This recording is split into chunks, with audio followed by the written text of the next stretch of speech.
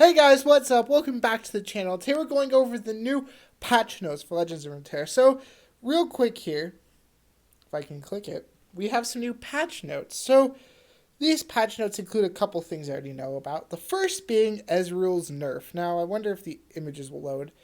But Ezreal's now gone from 8 to 10 times, making him extremely difficult to level up. Now, I don't think this breaks the card. In lots of metas where control decks are going to be stronger, he still has plenty of targetable cards that can target things to be able to level up. Now, in certain metas where control decks aren't good, he won't be able to just make it by sheer power anymore.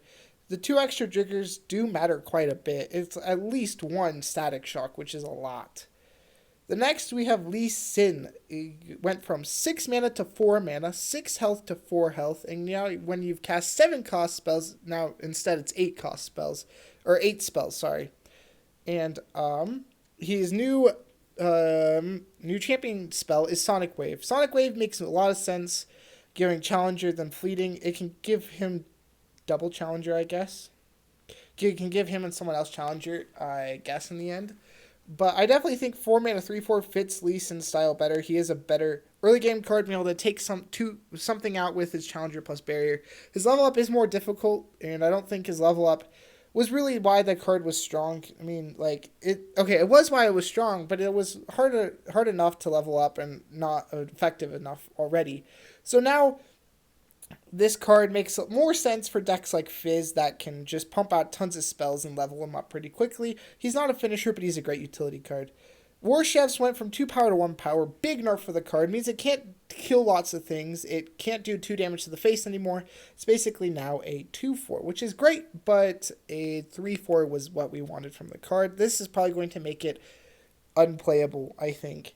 At least to an extent. I mean, there's better 2-drops. You have to think about attack and what mid-range wants. 2 power is not what it wants. 3 power was great, and with the health, it was just the health. The health was a bonus. The attack was what you wanted in a mid-range style deck, and now that it doesn't have its own attack, now that its own attack's been reduced, it's probably going to get outplayed or outmatched with other 2-drops like maybe Lucian. This is the best example I can think of. Flash of Brilliance went back down to 3 mana. Makes perfect sense. I just feel like this card needed to just be a free spell for decks that need spell synergies. Like Heimer, like Lux.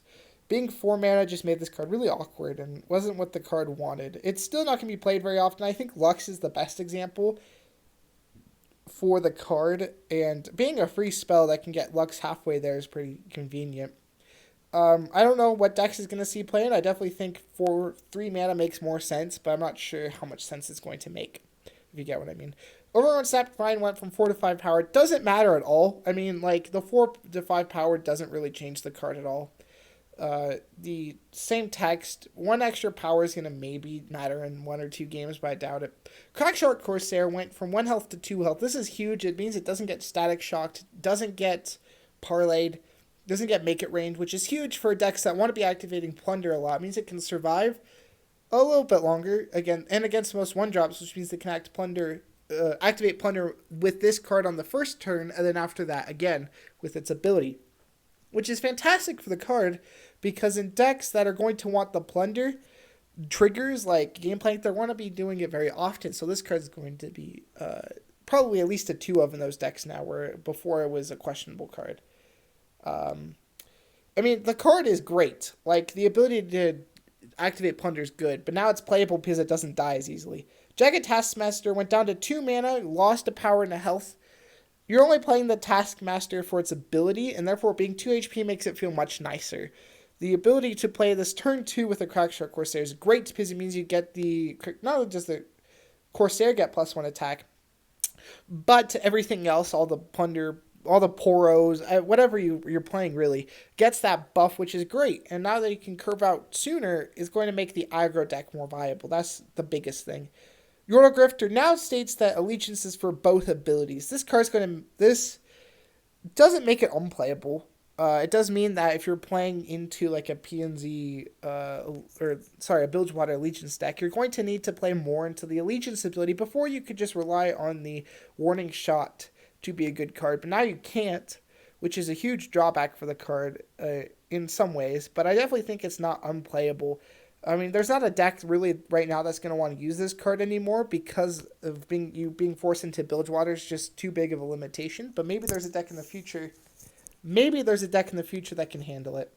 And last, Cygnus went from power, just got a power and health buff directly. So now it's a 6 mana 5 power elusive that can give something else elusive. So that just, okay, that's a great buff. This card wasn't seeing much play.